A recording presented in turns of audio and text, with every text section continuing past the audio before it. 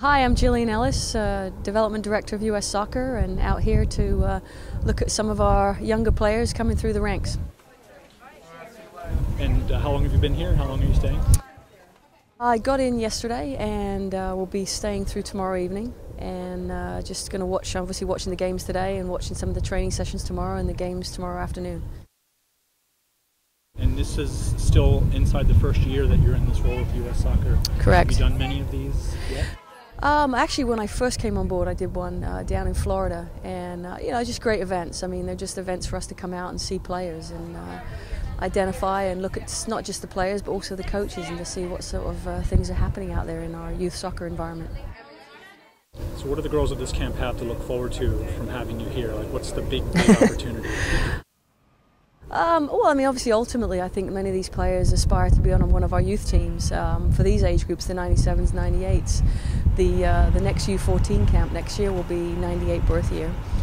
For our 97s, they'll enter our U15 programming starting January 1st in 2012. So these are players that obviously we're looking at to bring into our camps and bring into our youth environments. Is there a specific U.S. style that you're trying to develop? Well, I think certainly now. I mean, we're definitely interested in finding players that can complete the big mission, which for us is technical players that can keep the ball. So certainly technical proficiency is very high on our list of attributes to identify. But also seeing the passion out there, the competitiveness out there, the intangibles in a player that they offer. We know that they're young, so technically there's still room for improvement in some of them. But I mean, all told, I think looking for a technical player that enjoys the game and enjoys the ball is really ultimately what we're looking for. Some advice for young girls that want to be able to even get to a camp like this? Well, I mean, I think any player, I would say to them, regardless of age, put yourself in the best environment to get better, and that's playing with better players and certainly getting an environment where you're getting good coaching. So that's primary. I tell every player that.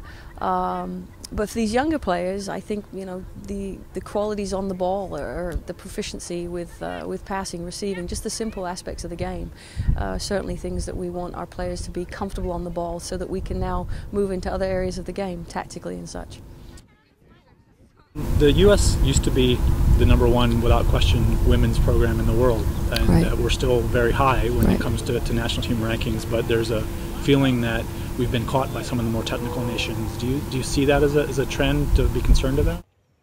Oh, I mean, absolutely. I mean, I think any person, any nation that stands still is going to get caught and even surpassed. And right now, Japan's got the world champions. So I think certainly for us, it's been something we've identified, and over the years, we recognize that in big matches, Olympics, we're not always the most talented team on the field, but we've found ways to win.